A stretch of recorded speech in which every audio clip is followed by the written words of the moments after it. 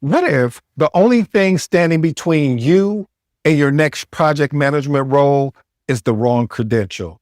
Let's break down whether it should be a PMP or a master's in project management. You mind if I share a short story with you? As I was growing into my journey of being a project manager, stood at a career crossroad that I'm sure is familiar to many of you. My goal was clear. I wanted the PMP. In my mind, it was the key to unlocking a new level of power and responsibility as a project manager. Had the drive. Matter of fact, I definitely have the passion, but I had a problem. After auditing my experience, I discovered I was just shy of the required hours. It's a bit funny when you really think about it. My own career development became a project, and I was suddenly facing a major resource constraint. I could have waited, just grinded out the hours until I was eligible. Therefore, I had to ask myself a much deeper question. Was this journey about getting a credential for a job, or was it about my commitment to truly mastering my craft? That moment of awareness changed my entire approach. I decided to turn that obstacle into an opportunity and enrolled in a master's in project management program. It became a strategic move to deepen my understanding of the why behind project leadership and not just the how. See, and that experience is the very reason we're starting with the first principle today. Because before I could make the right decision for my career, I had to look past the certification on the wall and define what my personal career ROI truly was. Define what career ROI means to you. Principle number one. Basically, what is your career return on an investment? See, return on investment, it's not about money. Sometimes we get so caught up in the money piece. Yes, it's important. Yes, it offers that opportunity. But what about your time? What about your effort? What about the credibility? And most of all, the opportunities gained. See, choosing between the PMP and the Masters of a Project Management degree means asking what kind of return you value most. Why is this important? If you only focus on salary, you may make a decision on a path that makes you more money in the short term, but leaves your career where you don't even enjoy what you're doing. Defining your personal return on investment ensures that the path you decide aligns with which it truly motivates you, leading to a greater long-term success and fulfillment. Experiment with these actionable tips. Point number one, list your non-financial goals. For example, do you want to be an industry leader? Do you want to work on innovative projects? Do you want to mentor others, international opportunities, or entrepreneurial freedom? Next point, timeline for expectation. Estimate the time and money investment each path will require. Use real numbers, family. Again, use real numbers. And the last and final one, mentoring, coaching. Invest in speaking with two professionals, one a PMP and the other a master's in project management, and ask how each path changed their career. And I have to say, you're in luck because I am a PMP and I have a master's of project management, and I could coach and train you to see, based on what your career return on investment is, what would be a good path for you. Principle number two, understand the experience requirements for the PMP. See, the PMP is a credential that validates existing experience, is not an entry point into the field. The PMI requires you to have documented history of leading and directing projects. Here's another caveat. With that being the case, they will, if you get audited in the auditing process, they will reach out to the resource that you put on your application of saying, yes, this is the particular project. So the concept of it is this includes around different aspects from initiating, planning, executing, monitoring, controlling, closing projects, agile. So simply being a team member is not enough. You must have been in a position of leadership. This is very important. Why is this important? Because this is a non-negotiable prerequisite. It is a primary gatekeeper for the certification. Understanding this requirement prevents you from wasting time and money preparing for an exam you're not eligible to take. So let's sum all that up. What am I saying there? You have to understand the efforts that PMI puts into this PMP or CAPM or any PMI certification. But today we're talking about the PMP. And the reason why they do it is because this is global. This is one of those certifications that is I say the platinum standard. I'm going past gold. This is platinum standard. So they want to hold people accountable. So I'm going to tell you, experiment with these actionable tips. PMP content outline. Go to PMI's website, download the PMP content outline to determine the most current and recent eligibility requirements. Next point, review of PMP application. Seek pre-application feedback, family. Before submitting your application, have a current PMP holder or mentor review your documented experience to ensure it meets the standard. And the last and final point here, perform a project audit. Create a spreadsheet to log your projects for each one. Detail your specific role, responsibilities, and project duration, and just basically the hours spent leading those particular tasks. Principle number 3, masters in project management requires less experience, but more commitment. See, most masters in project management programs don't require prior project management experience, but they do demand sustained commitment to coursework, to projects, as well as group collaboration. Why is this important? See, the Masters in Project Management is a more accessible choice for career changers or early career professionals who already have their bachelor's degree, who want to get in a structured education program without needing experience first. But wait, I want to just throw this in. Although today's episode is around the PMP and the Masters in Project Management, you could also look at your CAPM, which requires less experience. So you don't have to have experience to get the CAPM, but you do need the credit hours or the educational hours in order to be able to sit for the exam. And you definitely, hopefully, will go through some training. So I say all that to say that if you decide to go to your master's, it will require more time. It will require more commitment, and you will be held accountable because now you're on the hook for if you did a student loan or if you had a grant or however you got into that university, you're going to have to pay for it. So I want you to experiment with these actual tips. Map your time. Block out your average read. Let's be realistic. Where can you fit 10 to 20 hours of study, class time, and group work for the next 2 years? And be transparent and completely honest with yourself. Next point, attend a program webinar. Most universities host online information sessions for their Masters of Project Management programs, and basically most masters. So attending one will give you the direct feel for the academic expectation and potentially your weekly workload. And the last and final one, evaluate your learning style. Do you thrive on the pressure of a short-term goal of going after your studying for your PMP, or do you prefer a long, or I should say a more exploratory academic approach with peer collaboration and professor guidance? This is more of your Masters in Project Management. Principle number 4, PMP is globally recognized and it is respected. You better put some RESPECT on it. All right, I'm sorry, I get a little excited when I talk about it. See, the PMP is governed by a single body, the PMI, and it's based on the standards framework of the PMBOK guide, as well as the other sources. What I always say is, if you're going after the PMP content outline is your best friend. So this basically means that the PMP from the United States is understood. From Japan, it is understood. From Germany, it is understood. You just keep naming the country and I'll say it's understood. See, what it does is it provides as a universal language and a benchmark for competency in the project management profession. Why is this important? In an increasingly globalized and remote work environment, this gives you a massive advantage. It provides instant credibility with employers and colleagues across borders. It makes you more of a competitive candidate for roles in multinational corporations or international assignments. Experiment with these actionable tips. Conduct a global job search. I always talk about this.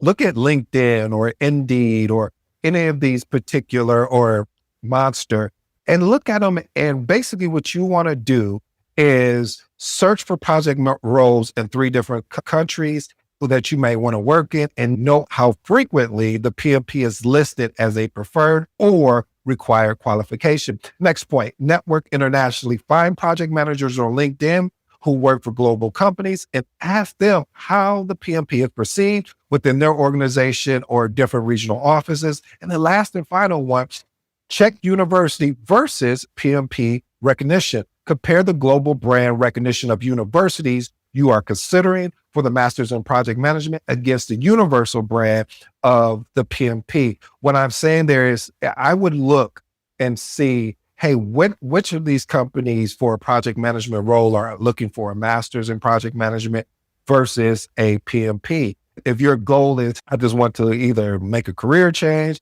or you probably wouldn't be able to make a career change unless you led projects before and you eligible to sit from the PMP. But the whole point of it is to really help you make an informed decision to say, if I'm going to go after my PMP, or am I going to go after a Master's in Project Management? All right. Principle number 5, Master's in Project Management builds deep academic and strategic thinking. See, a Master's in Project Management goes far behind the standards of processes of the PMP. It immerses you in the academic underpinning of the field, teaching you how to connect project management to a broader business strategy. See, coursework often includes corporate finance, organizational behavior, leadership theory, and most of all, strategic planning. You learn not just how to run a project, but why a project should be chosen and how it drives value for the entire organization. This is important, family, because strategic mindset is what enables a transition from managing projects to actually leading programs, portfolios, and eventually maybe even business units. It equips you with the language and the frameworks to communicate with executives and to make decisions that have lasting impact on the business. But the key word here is it equips you. You still have to get those reps in the real world perspective of project management. Experiment with these actionable tips. Compare curriculum. Place the PMP exam content outlines side by side by the course of 2 or 3 Masters in Project Management programs and see what the difference is as far as when it comes to scope and depth. This will immediately be clear to you. And the next one. Review a syllabus. Request a sample syllabus from a Master's in Project Management program. Look at the reading list and assignments. This will show you the level of the critical and strategic required thinking. And the last and final one, assess your career ambition. Are you really after this for a career? Because if you're after for a career, I would not tell you not to do it. But again, as we talked about earlier, is it required? No, it's not required to have a Master's of Project Management, nor is it required to have a PMP, but that is pending on what the organization says. If the organization says we want someone with the PMP or we want someone with the Master's in Project Management, then yeah, you have to do it. But I still say you should go after. All right, that's enough of my rant on that. Principle number 6, cost comparison between the Master's in Project Management and the PMP can be drastically different. Listen, let's be honest, family. See, the PMP prep, training, exam costs have different price points compared to a Master's in Project Management. Now, I didn't know I've seen numbers from as low as $100 to as high as, I've seen it, $7,000, $10,000 for PMP training. But the point I'm trying to make is it will vary. What I will say, PMP training is going to be less than a Master's in Project Management, where that can go up to, it depends on what the program is. So you want to do a cost comparison to see if it makes sense for what your career plan is. This is important because this is often the most significant practical constraint. A master's degree is a major financial investment that may require loans and can impact your financial health for years, where the PMP is a much lower investment with a potential faster payback period. However, I don't want to fool you. I don't want you to think it's a walk in the park with the PMP. The PMP is very challenging because it's situational based. So you will have to prepare for this. You can't just go to a class and say, oh yeah, I went to this quick 2-week class and I'm ready to go to take the PMP. especially if you have experience. I made an episode around the CAPM. I'll probably do one for the PMP because you have to understand they're looking at it from a global standpoint of what you would do globally. And you may be looking at it from what you do in your particular organization when it comes to leading projects. Experiment with these actionable tips. Build a total cost budget for the masters in project management. You want to probably look and say, okay, what are my tuition fees? What are my book fees? Potential loss of income if you study full time. So you want to look at all these different things. And then for the PMP, you want to look at your actual training. What are the exam fees? Do I have to get the study material?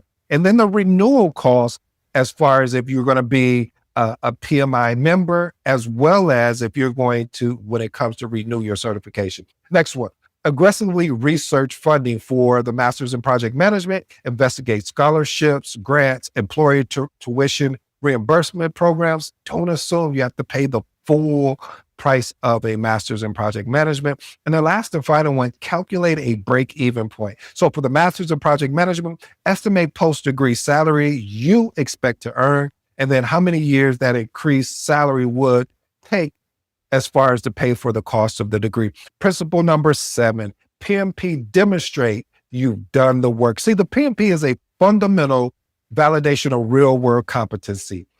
I know a lot of people, I'm going to park here real quick, especially if you made it this far. I've been reading a lot of things from different people regarding the PMP. I'll be more clear and concise. I've read one article where someone was pushing back and saying some of the people that have earned their PMP, they really can't lead projects really well. And I disagree. See, because one of the things you have to understand, how projects is led at one organization can be totally different. And I've experienced it multiple times in my career. But the point I'm trying to make by really bringing this point up is that you have to have real world project management experience before you can even apply for the PMP. And there's a concern because of you potentially can get audited. I got audited. And that doesn't mean I've done anything wrong. It was just a point. That's how the system works. This is how they hold the integrity of the particular certification. I believe, and this is my opinion, that it also signals to your current or even future employer that you're serious about project management. When I use the word serious, is that you've taken the time to not only invest your finances, but you invested your time. Because again, the PMP is something, if you're really passionate about this thing, I love that I hope you fall in love with, called project management. You have to study, especially if you worked in an organization that does not do the same things as aligned with the PMBOK. So I say all that to say, it's just really a true testament to your practical skills and confirmation of your past performance. This is important because it builds immediate trust and confidence with hiring manager.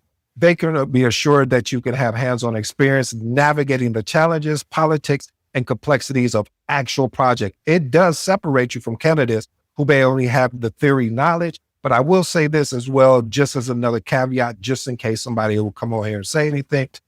You still got to get what I say, the sets of reps in. You still have to continue to learn, meaning in leading real world projects. You can't just go and read a book or take a test and think that, oh, well, yeah, I can just lead in any and every project.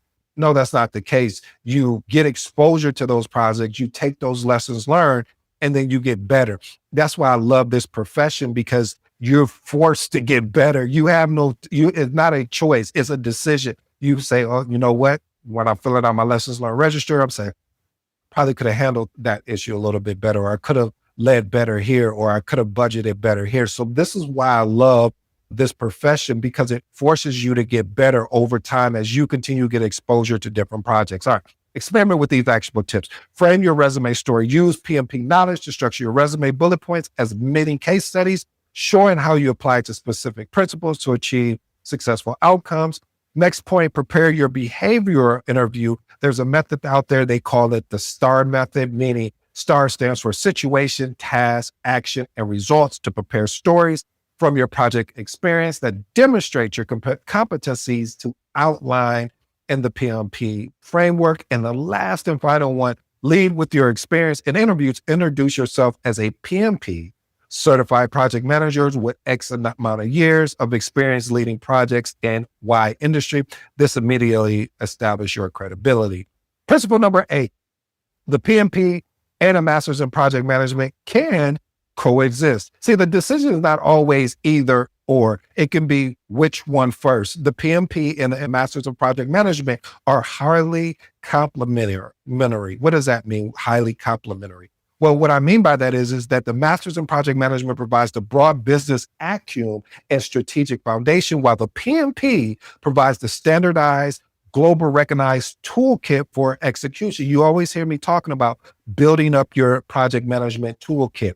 And many masters of project management programs are PMI accredited. The one I went to was PMI accredited, and their coursework can fulfill the PM. I think mine's fulfilled a little bit of the educational requirement. Can't remember how much. But this is important because the strategic view removes the pressure of making one perfect choice for an entire career. It allows you to build your credentials over time in a way that aligns with your evolving goals. You can sequence them to meet your immediate needs while building towards your long-term vision. Experiment with these actionable tips. Sequence your immediate need. If your need for a credential is to get a better job right now, the PMP will at least set you up for success faster. Because as we all know, if you go after your master's in project management, it's going to take much longer. It may be a year or two, depending on what the program is. And the next one, choose a 2-for-1 program. So if you decide on a master's in project management, prioritize that program that also is a PMI authorized training partner. This will explicitly prepare you for the PMP and streamline the process of getting both. And the last and final one, create a 10-year development plan. Map out what you want to do in 10 years, then work backwards. Which credential makes the most sense at the first step of the path? Which one makes I don't want to say the least, but what's going to be your second step? Well, family, if you stayed this long, I truly appreciate it.